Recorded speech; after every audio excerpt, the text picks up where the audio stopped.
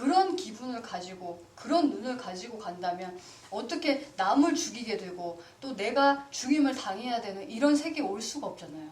우리가 이런 세상에 왔다는 거는 그만큼 독한 눈을 가지고 독한 마음을 가지고 있었기 때문에 이 세상이 드러나게 된 거예요.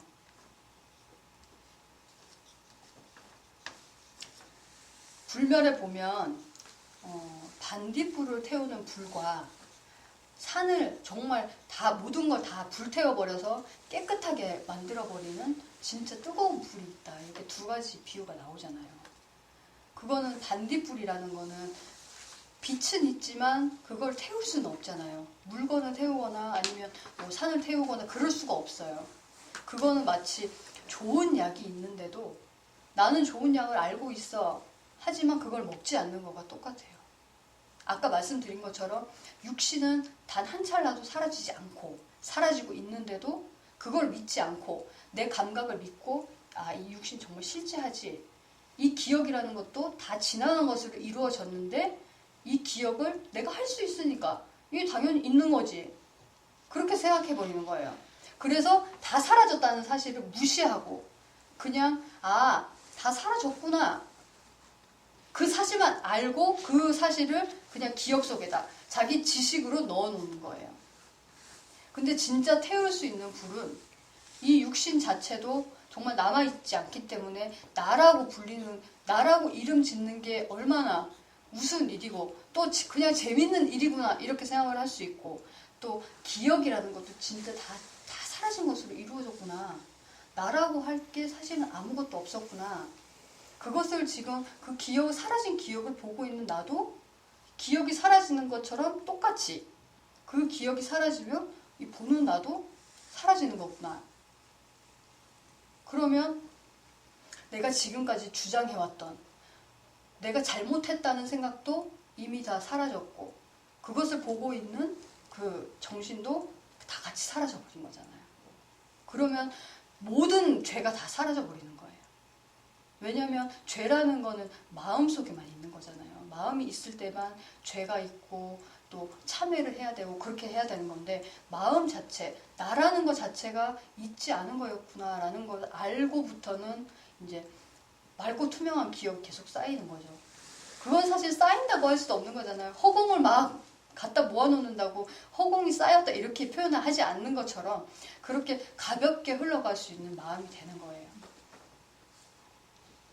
그러면 지금까지 아무렇게나 행동했는데 그러면 어떻게 참회를 하면 좋겠습니까? 이런 질문을 할 수가 있잖아요. 물론 지금은 이런 법문을 들어서 알 수는 있지만 그럼 지금까지 내가 해온 거는 어떻게 해요? 이런 질문을 할 수가 있잖아요. 그래서 부처님께서 천수경이라는 경에 참회를 할 수 있는 법을 참회란 진정한 참회란 이런 것이다 라는 것을 말씀해 주신 부분이 있어요.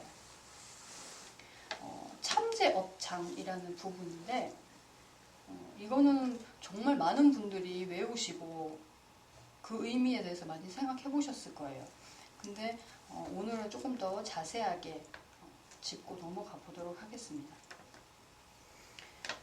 백겁 적집죄. 여기서 백겁 동안 쌓아지고 모여진 죄라 해도 여기서 겁이라는 거는 아주 긴 세월을 얘기를 한대요. 근데 저희 큰 스님께서 말씀하셨을 때는 지구가 생겨나고 사라지는 그 기간. 그리고 그거를 세월로 셀 수는 없지만 정말 긴 시간이잖아요. 그 기간이. 그렇게 긴 시간 동안 쌓아지고 모여진 죄라 해도 죄라는 거는 내가 잘못했다. 저걸 죽였어. 나는 저 사람을 마음속으로 너무 사랑했어. 부인이 있는 사람인데 난 저 남자가 너무 좋아. 아니면 남편이 있는데 난 저 여자가 너무 좋아. 그런 거 마음속으로 내가 죄를 지었다고 생각하는 거예요. 근데 그런 모여진 죄라 해도 여기서 한자를 조금 더 자세하게 풀어보자면 적이라는 거는 순서대로 쌓아지는 걸 얘기합니다. 우리 기억은 순서대로 쌓아지는 거잖아요. 1살 때 기억, 2살 때 기억, 3살 때 기억, 4살 때 기억 이렇게 순서대로 쌓아지는 거잖아요. 헷갈리지 않아요. 순서대로 무조건. 미래에 있는 게 먼저 쌓이진 않잖아요. 지금이라는 자리에서 계속 순서대로 쌓이고 있는 걸, 그 모습을 얘기하시는 거고, 그 다음에 쌓아진 거는 나라는 그 마음이라는 것으로 한 곳으로 모여지게 됩니다. 쌓아져서 한 곳으로 모여진 게 그것을 마음이라고 하는데, 꼭 마치 드러난 것처럼 내 마음이 있는 것처럼 그렇게 쌓아지고 모여진 죄라 해도 한 생각이 꺾여 내려가면, 한 생각이 꺾인다는 거는 마치 풀이 꺾이는 것처럼 이 생각 자체도 한순간에 사라져 버리잖아요. 지금 거사님이 어떤 생각을 하셨다면 그 생각은 벌써 사라졌잖아요. 그 다음에 육신이라는 것도 이미 다 사라져 버렸습니다. 1초 전에 있는 육신을 다시 되돌려 가지고 올 수가 없잖아요. 육신과 마음 모두 한순간에 떠내려가는 거예요. 그래서 남음이 없다. 남음이 없다는 것은 이 자리에 단 하나도 증명할 수 없이 다 없어져 버렸다는 걸 얘기를 해요. 그래서 한 생각이 꺾여 떠내려가면 남음이 있을 수가 없기 때문에 마치 불이 마른 풀을 태우는 것과 같다. 여기서 불이라는 거는 아까 제가 말씀드린 것처럼 정말 진실한 믿음을 가지고 내 기억을 무시할 수 있는 그 믿음이잖아요.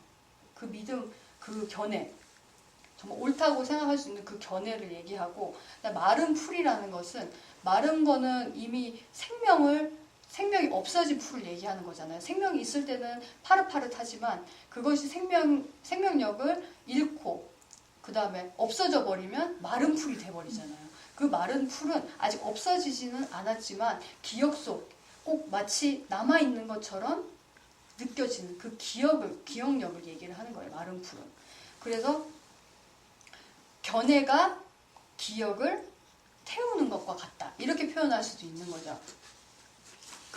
볼 수 있는 견해가 기억을 보는 거예요. 이미 사라져버린 기억을 태우는 것과 같다. 태우는 것은 다 이해해서 그것에 대한 의심이 없는 상태를 얘기하는 거예요. 태운다는 거는 원래 있던 물질을 다 없애버려서 자기가 다 이해했기 때문에 없애버리는 것과 똑같잖아요. 그래서 그 견해가 기억을 정말 사라졌구나 하고 생각해서 그 진짜 있다는 믿음을 없애버리는 거예요. 그것을 마치 불이 마른 풀을 태우는 것과 같다. 이렇게 표현을 하는 거예요. 그래서 마치 불이 마른 풀을 태우는 것과 같아. 소진시키며 사라지는 것이므로, 소진시킨다는 것은 불이 마른 풀을 태우잖아요. 그럼 불이 마른 풀을 태우는데 불이 태울 것이 만약에 없다면 불마저도 사라지게 되는 거잖아요. 양초에 불이 붙었다면 심지가 남아있어야지 불을 태울 수 있는 것처럼 기억이 이미 다 사라진 것이라면, 그것을 다 알고 있다면 그 기억을 하면서 힘들어질 이유가 없잖아요. 저 사람이 나를 힘들게 했어 라는 기억을 계속 있다고 믿기 때문에 그 기억을 계속 보면서 저 사람은 나를 힘들게 한 사람, 그 기억을 계속 보면서 저 사람을 보는 거예요. 그러면 계속 태우게 되는 거잖아요. 탈 것이 있기 때문에. 하지만 우리는 기억은 다 실체 없는 것들을 끌어모아서 기억에 단지 쌓아두기만 했을 뿐, 그냥 다 지나간 것들이다. 이런 믿음이 있기 때문에 그 기억 속을 태우지 않고 가볍게 지나갈 수 있는 거잖아요. 그래서 소진시키며 사라지는 것이므로 남아있는 것이 아무것도 없습니다. 남아있을 수 없는 것이다. 죄란 자체도 성분도 없는 마음을 따라 생하나니, 여기서 마음의 성질이 나오죠. 마음이란 어떤 것인가. 죄는 자체도 성분도 없다. 자체라는 거는 다른 것을 다 제외해버리고 나 혼자 그 바탕이 될 수 있는 거를 가지고 있는 거를 자체라고 하잖아요. 근데 마음이라는 거는 어떤 거냐면 마치 강 위에 그 달 그림자가 비치듯이 달이 있을 때만 그 달 그림자가 생기잖아요. 만약에 달이 없으면 물이 있는지조차 알 수가 없어요. 근데 달이 뜨게 되면 달 그림자가 있으니까 달이 있구나 이렇게 생각을 할 수 있어요. 우리 마음도 마찬가지로 만약에 이 세상에 색성향 미촉법이 아무것도 없다. 그러면 보살님은 내가 있다는 걸 모르실 거예요. 이 세상 색깔이 다 사라져버리면 내 눈이 있다는 걸 모르듯이. 왜 아주 깜깜한 데 가보면 눈이 꼭 없는 것처럼 느껴지잖아요. 그냥 텅 비어버린 것처럼 이렇게 뻥 뚫린 것처럼 느끼잖아요. 그런 것처럼 마치 앞에 무언가 있을 때에만 내가 있는 것처럼 느껴지는 것. 그게 바로 마음의 속성이에요. 육신이라는 거를 계속 운용해 나가면서 그걸 나라는 그 기억을 계속 쌓아 나가고 그 기억을 가지고 마음이라는 것이 정말 있구나. 대상을 대하는 마음이 있구나. 이렇게 생각을 하는 거잖아요. 그래서 자체라는 것도 없고 성분, 마음의 재료를 보면 색성향 미촉법으로 만들어진 것이 마음이지만 그것이 다 지나간 것이기 때문에 허망한 허공으로 다 만들어진 거잖아요. 그 성분을 봐도 그렇고 자체, 상측하는 모습, 마주했을 때만 마치 마음이 있는 것처럼 느껴지는 그 마음 안에 있는 죄는 도대체 무엇인가? 라는 질문을 하신 거예요, 여기서.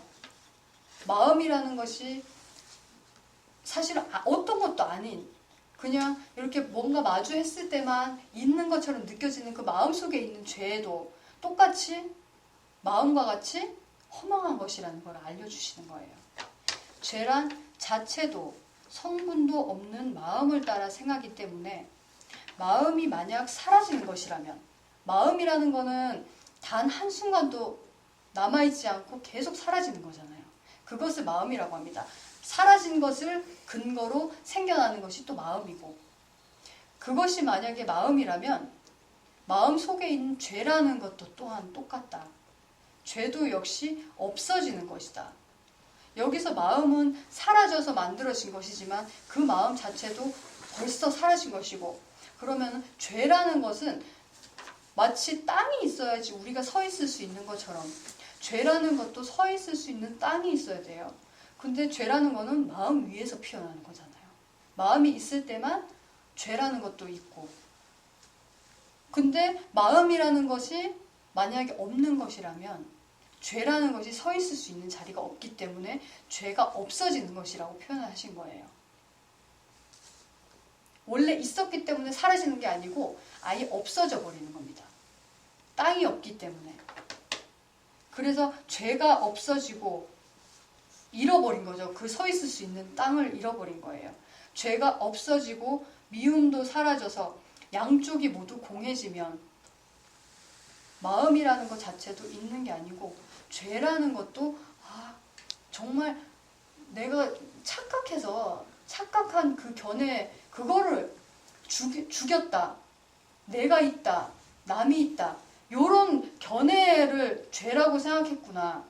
그거는 단지 깨달을 수 있는 그 능력, 공한 능력이었구나. 그래서 양쪽이 모두 공해지면 이것을 곧 진정한 참회라고 한다. 그 참회를 누구한테 빌어야 된다거나 아니면 깊이 뉘우쳐서 다시는 하지 말아야 되겠다 이런 게 아니고 나와 남이 모두 다 텅텅 비어서 꼭 마치 신들이 돼야 하는 것처럼 육신도 구름처럼 되어 있고 그 다음에 정신이라는 것도 맑고 투명하잖아요. 보이지는 않지만 이렇게 보고 듣고 느낄 수 있고 기억을 할 수 있고 의지를 낼 수 있고 이런 그 정신력을 가지고 우리는 이렇게 대화를 하고 있는 거잖아요. 그림자를 앞에 두고 서로 대화를 하고 이야기를 나눌 수 있고 근데 여기서 어떻게 죽음이라는 그런 말도 안 되는 의미가 나올 수가 없잖아요. 그게 그렇게 바라볼 수 있는 그 자체가 바로 참회라는 것이지 누구한테 빈다거나 아니면 뉘우쳐서 후회한다거나 그런 게 아니었어요. 그러니까 너무너무 편안하게 그냥 이 자리를 적막하게 아무 일도 없었던 것처럼 부동의 자리로 움직인 적도 없이 그냥 내 깨달음 안에서 이렇게 논일 수 있는 그 자리를 보여주시면서 죄라는 거는 절대 있을 수 없다고 알려주시는 거예요. 그 천수경이 정말 멋있는 경이잖아요. 볼 때마다 감동을 합니다, 저는. 그 금강경에 보면 부주 색성향 미촉법이라는 구절이 나와요. 그 뒤에 이어서 그렇기 때문에 부주 색성향 미촉법이기 때문에 아상, 인상, 중생상, 수자상이 없다. 이런 말씀을 하신 거예요. 부주는 머무를 수 없다. 머무르지 않는다. 우리가 색성향 미촉법, 육신이라는 것도 그렇고 세상이라는 것도 그렇고 색성향 미촉법으로 색깔, 소리, 냄새, 맛, 감촉, 뜻 6가지 티끌로 이루어져 있는데 그것이 단 한 찰나도 남아있지 않다. 그 남아있지 않기 때문에 이 육신이라는 걸 내가 나라고 주장해왔던 거는 육신이 있었기 때문에 나라고 주장해왔던 거잖아요.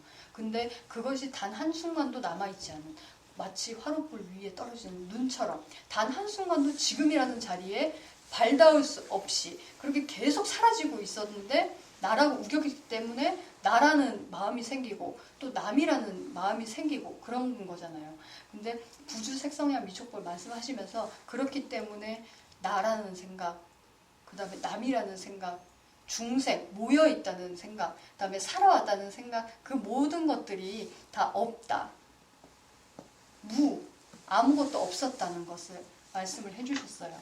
그러니까 천수경이나 금강경이나 부처님이 말씀해 주신 그 뜻은 다 똑같죠. 여기서 그러면 금계, 금지된 계율, 진정한 계율의 의미가 뭔지 지금까지 들어왔던 얘기를 바탕으로 얘기를 해보도록 하겠습니다. 이거는 먼저 불멸원에 있는 불멸책 먼저 읽어보면서 이야기를 하도록 하겠습니다.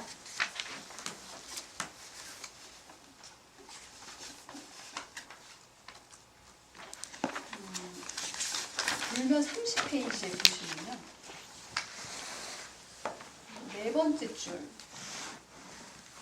금계라는 뜻 여기를 읽어보도록 하겠습니다. 목소리 좋으신 우리 혜련 부사님께서 금계라는 뜻은 금지된 계율이라는 뜻이지 금지해야 할 계율이라는 뜻이 아니다. 불경은 실제적 이치인 진리를 전하는 글이지 이래라 저래라 하는 당위의 지시문이 아니기 때문이다. 또한 주체와 대상이 없기에 불이라고 하셨고 둘이라 하더라도 다를 것이 없기에 불이라고 하셨으니 결국 생사도 일려인 것이다. 이렇게 이미 내가 없는데 누구에게 죽이지 말라고 하며 또한 남이 없는데 누구를 죽이지 말라고 하겠는가. 그러므로 금계라는 말도 본래 금지된 계율이라는 뜻으로 받아들이고 전해야 옳은 것이었음을 확연히 알 수 있는 것이다.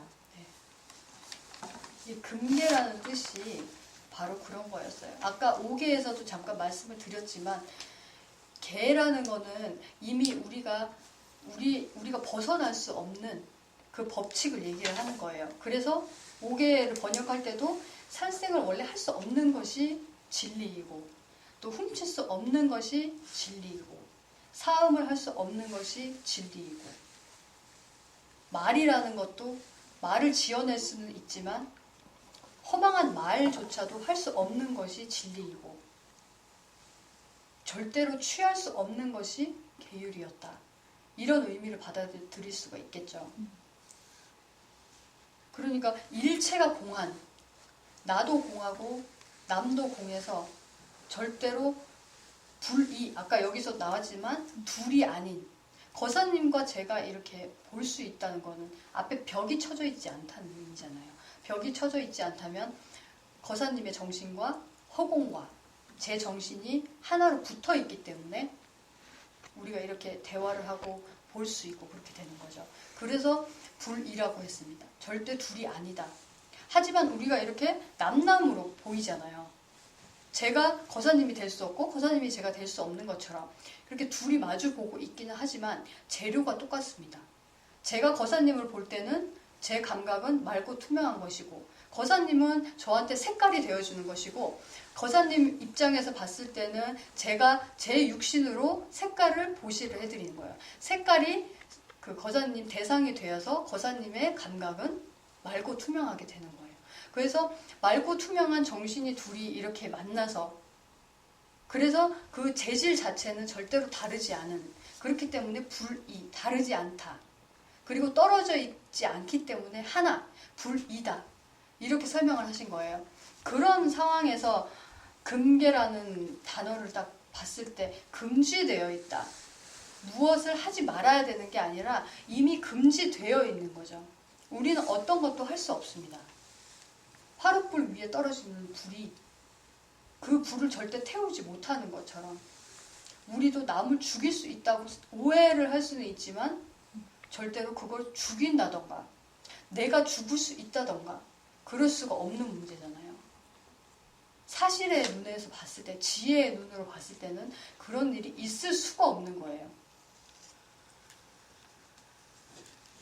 모두 허락되지 않은, 허락될 수 없었던 것을 금계, 금지된 계율이라는 의미입니다. 그래서 여러분들한테 오늘 제가 드리고 싶었던 그런 마음들은 다 알려드린 것 같고, 아까 고사님이 중학교 2학년 때 자살 시도를 하셨다고 그 얘기를 듣는데 오늘 주제하고 정말 딱 맞는 것 같아요. 그 자살이라는 게 내가 죽을 수 있다는 마음이 있기 때문에 이 육신을 벗어나면 난 좋은 곳으로 갈 수 있다. 아니면 아예 이 삶 자체를 끊어버리고 싶다. 이런 생각을 하기 때문에 자살이라는 극단적인 생각을 하게 되는 거잖아요. 근데 우리는 절대로 죽을 수도 없고 죽일 수도 없는데 자살이라는 그 단어를 입에 올릴 수가 없잖아요. 이미 죽을 수가 없는데 어떻게 내가 죽는다. 목숨을 끊어버려야 되겠다. 단백질을 죽음에서 구출해야 되겠다. 이런 이야기는 있을 수가 없잖아요. 그냥 단지 화합되어서 뭉쳐진 그 화합으로 보고 나라고 오해를 하고 있었고 또 이 절대로 죽을 수 없는 그냥 깨달을 수 있는 그 능력 자체인 정신을 가지고 있었던 것 뿐인데 어떻게 죽는다 나라는 걸 주장하고 자꾸 고집하게 되고 그럴 수는 없는 거잖아요. 그런 마음으로 자꾸 쳐다보고 또 그런 눈으로 계속 바라보게 되면 그것이 바로 여러분들의 기억이 돼서 그 기억대로 맑고 투명한 이렇게 진짜 있는 것처럼 보이는 것도 단지 내 눈이 너무 추하기 때문에 거칠기 때문에 보이지 않을 뿐이지 다 그게 보입니다. 정말 환상으로 이루어졌구나. 구름과 같은 세계구나. 그런 걸 느끼실 때가 올 거예요. 그러면 너무너무 기분이 좋아지고 또 내가 죽여야 된다. 죽이지 말아야 되겠다. 이런 그 강박관념에서 벗어날 수가 있는 거예요.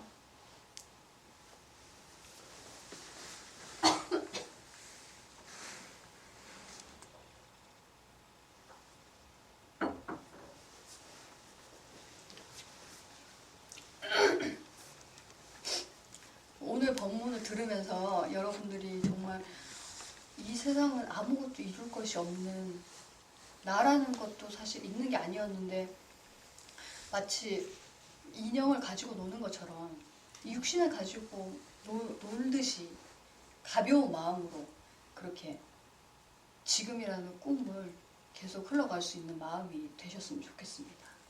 감사합니다. 네.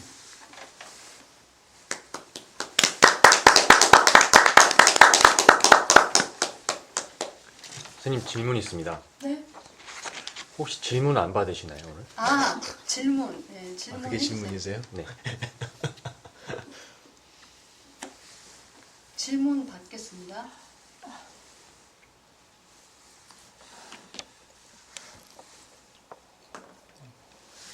처음이라 아직 그렇게 못할 것 같고 좀 뭐 공부가 가볍게. 쌓이고 그러면 이제 좀 다음은 점이 좀 있고 그러면 다음에 질문을 할게요. 네, 뭐 그런 네. 가벼운 질문 좀 네. 좋아요. 왜 스님은 그렇게 이쁘세요? 저는 아침마다 기도하면서요. 네. 이 세상은 지금 이대로 아무런 문제가 없습니다. 네. 문제가 있다고 생각하는 제가 문제입니다. 이렇게 기도를 했었는데요. 오늘 그 법문을 듣고 보니까 네. 지금 이대로 이제 이 세상이 환상이니까 네. 아무런 문제가 없구나 이렇게 지금 이해를 하게 돼서 그렇죠. 네. 너무너무 좋은데요. 네. 그렇게 맨날 이렇게 수행을 하면 이런 기억을 이렇게 쌓아가면서 점점 더 지금 사는 세상보다는 조금 더 죽지 않는 네. 불멸할 수 있는 그런 정신을 갖게 될 수 있을까요? 그러면 아미타경에 보면 네. 그 인간 세계로 내려오게 되면 정신 수준이 낮아지면 일어나는 일들에 대해서 설명을 해놓으신 부분이 있어요. 그때 머리에 있는 꽃이 떨어지고 자꾸 옷에 물이 묻고 자꾸 늙어가고 이런 모습이 보인다는 거예요. 그 우리가 인간 세계에 내려왔다는 거죠. 이런 남녀부재에 내려왔다는 거는 그만큼 의미가 깊어지고 그랬기 때문에 여기 내려온 거잖아요. 그런 세계가 눈앞에 펼쳐지게 되는 거예요. 그런 꿈을 꾸게 되는 거예요. 네. 근데 우리가 계속 그런 눈으로 보살님도 정신으로 되어 있고 보살님도 저를 볼 때 보이지 않는 정신이 저렇게 그 인형 같은 그 육신을 가지고 계속 얘기를 하고 있구나 이렇게 보게 되면 서로를 인형으로 보게 되고 정말 정신 보이지 않는 정신으로 서로를 대하게 되는 거잖아요. 그럼 당연히 그런 인연을 가지고 만나게 되는 거예요. 우리는 더 이게 조금만 살점을 떼어내면 고름이 나오고 피가 나오고 그런 세계에 온 거잖아요. 네. 그러면 그런 업을 쌓았다는 거예요. 그에 딱 맞는 업보를 받은 거예요. 그 과보를 그대로 받는 건데 지금 보살님께서는 올바른 길을 가시고 또 방향을 똑바로 잡으셨기 때문에 당연히 그런 세계를 맞이하게 되실 거예요. 감사합니다. 또 질문 없으세요?